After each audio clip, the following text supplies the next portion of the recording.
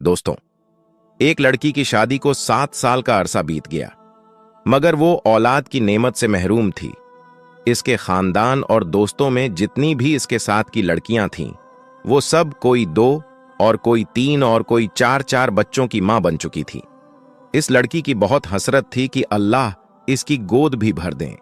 लड़की किसी से कुछ नहीं कहती थी, लेकिन दिल ही दिल में अल्लाह से दुआ मांगा करती थी कि या अल्लाह मुझे भी ये खुशियां दिखा दे। दोस्तों, इस लड़की की सारी सहेलियां, यहां तक कि इसके ससुराल में जितनी शादियां इसके बाद हुई थीं, वो सब साहिबे औलाद हो चुके थे। जहां इस लड़की को ससुराल वालों की चुप्पी नजरों और चुप्पी सवालों का सामना करना पड़ता था, वही वो खुद भी हर पल अपनी सोनी गोद की वजह से दुखी और परेशान रहती थी। उसने हिम्मत करके अपना चेकअप भी करवाया, लेकिन ये चीज देखकर उसे और भी ज्यादा तकलीफ होती कि उसकी रिपोर्ट में भी डॉक्टरों ने तकरीबन नाउम्मीदी जाहिर की, जिस वजह से वो हर वक्त दुखी रहने लगी। मगर दिल में एक उम्मीद भी रहती थी, अगर अल्लाह चाहे तो कुछ भी नामुमकिन नहीं है। डॉक्टर्स की बात कभी हाजमी नहीं हो सकती, क्योंकि वो सिर्फ अपना अंदाजा और अपने तजुर्बे की बुनियाद पर कुछ कह सकते हैं, लेकिन हकीकी फैसला तो अल्लाह के इख्तियार में है। लड़की का दिल अगर बहुत ज्यादा उदास होता तो वो छुप कर अपने कमरे में जी भरकर रो लेती थी। कोई भी उसकी तकलीफ को समझ नहीं पा रहा था कि वो खुद औलाद ना होने की वजह से कितनी तकलीफ और अजियत से गुजर रही है। ससुराल वाले तो बातें बनाते ही थे, लेकिन रिश्तेदार और हमसाइयों की बातें जलती पर तेल का काम करती, और उसकी सास कुछ बातें बाद में कर देती, जिन्हें सुनकर दिल चाहता कि वो मर जाए या उन लोगों से कहीं दूर चली जाए, क्योंकि उन लोगों की बातें दिन पे दिन बढ़ती ही चली जा रही थीं। लेकिन उसे उम्मीद थी तो सिर्फ अल्लाह पर। वो हर नमाज में रो रो कर बस अल्लाह से एक ही फरियाद करने लग गई कि वो उसे औलाद की नियामत से नवाज दें।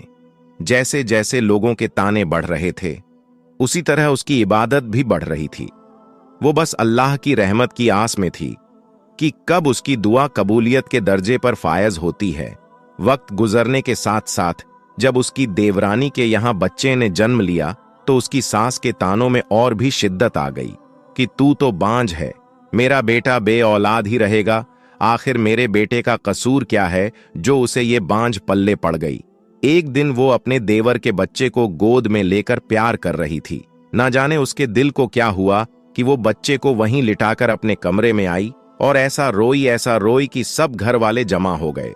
उसके दिल की हालत को समझे बिना ही सब ये सोचने लगे कि ये देवर के बच्चों से जलती है, हसद करती है, इसलिए रोती है।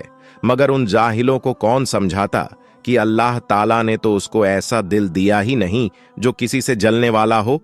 वो तो उन लोगों में से थी जो अपनी खुशियां भी किसी और की झोली में डाल दें, जो अपने मुंह का निवाला दूसरों के मुंह में डाल दे। वो तो बच्चे को प्यार करते वक्त अपनी सोनी गोद से इस कदर दिल गिरफ्ता हुई कि खुद पर काबू ना रख सकी, और आज उसके आंसू भी सारे बंद तोड़कर बहने लगे। बस उसका एक शौहर था जिसने उसे कभी ताना नहीं दिया था। उसका शौहर उसे दिलो जान से प्यार करता था। वो उसकी ख्वाहिश को समझ सकता था, लेकिन वो क्या करता? उसके हाथ में कुछ भी नहीं था। एक दिन किसी ने कहा, अपने शौहर का भी टेस्ट करवाओ। पहले तो इस बात पर बहुत हंगामा हुआ, लेकिन फिर बाद में उसके शौहर ने कहा, टेस्ट करवाने में आखिर क्या हर्ज है। उसके शौहर का टेस्ट करवाया गया। जब रिपोर्ट आई तो वो ठीक नहीं थी। फिर तो घर में एक तूफान आ गया। सब कहने लगे कि अब इस लड़की को फारिग करो, हम तुम्हारी दूसरी शादी करेंगे। लेकिन उसका शौहर किसी सूरत में भी उसे तलाक देने को तैयार नहीं था। शौहर की मोहब्बत में एक जर्रा बराबर भी कमी नहीं आई थी, बल्कि वो इसकी दिलजोई इस अंदाज में करता कि अगर अल्लाह को मंजूर होगा तो हमें औलाद जरूर होगी, और अगर अल्लाह को मंजूर ही नहीं तो हम इस पर भी अल्लाह के शुक्रगुजार है। उसने अपने शौहर से कहा कि आप दूसरी शादी कर लीजिए, मगर वो अपनी बीवी से बहुत प्यार करता था, इसलिए किसी भी सूरत में नहीं माना। एक दिन उसकी सास ने बहुत लांघतान की, यहां तक कह दिया कि तुम चाहती ही नहीं कि हमारे घर खुशियां आए, मेरे बेटे का भी कोई वारिस हो, तू बदजहन ही नहीं बद दिमाग भी है। सास की जली कटी बातें सुनकर वो बहुत परेशान हुई। उसने वजू किया और नमाज के लिए खड़ी हो गई। जब दुआ के लिए हाथ उठाए तो ऐसी रिक्कत तारी हुई कि कुछ ना बोला जाए। वो कुछ भी बोल नहीं पा रही थी। फिर सजदे में गिरकर अल्लाह से फरियाद करने लगी, या अल्लाह, अगर तूने मुझे बे औलाद रखना है तो तूने मुझे इस दुनिया में औरत की रूप में क्यों भेजा? औरत तो पूरी ही औलाद से होती है, फिर मेरे वजूद को अधूरा क्यों रखा? या अल्लाह, सारी दुनिया के डॉक्टर जो चाहे मर्जी कहते रहे, मुझे तो बस तेरा ही आसरा है। या अल्लाह, मेरी वजह से मेरे शौहर को तकलीफ और इस महरूमी से ना गुजार। या अल्लाह, तू हर चीज पर कादिर है। वो औरत सजदे में और भी दुआ मांगती रही, या अल्लाह, तुझे तेरे हबीब हजरत मोहम्मद सल्लल्लाहु अलैहि वसल्लम की प्यारी जुल्फों का वास्ता है, मुझे औलाद की नियामत से मालामाल कर दें। उस रात सजदे में रो रो कर उसने ऐसी फरियाद की, उसकी आहों पुकार सुनकर कायनात की हर चीज शायद उसकी सिफारिशी बन गई और अल्लाह पर उसका भरोसा जीत गया। और फिर चंद हफ्तों के बाद वो हुआ जिसकी किसी को उम्मीद ना थी। डॉक्टर बार बार हैरत से उसकी रिपोर्ट को देख रहे थे। फिर उसकी जिंदगी की नबील सुनाई गई। वो मां बनने वाली है। ये सुनते ही वो औरत बिना किसी की परवाह किए हुए हॉस्पिटल के फर्श पर सजदा रेज हो गई और अल्लाह का शुक्र अदा किया। या अल्लाह, तेरा शुक्र है, तेरा करम है, मुझ गुनहगार की तूने सुन ली। देखा दोस्तों, आज की वीडियो से हमें यह सबक मिलता है, चाहे कुछ भी हो जाए, कभी भी किसी भी हालत में मायूस नहीं होना चाहिए। बेशक अल्लाह जो चाहे वो कर सकता है, वो कादिर मुत्तलक है।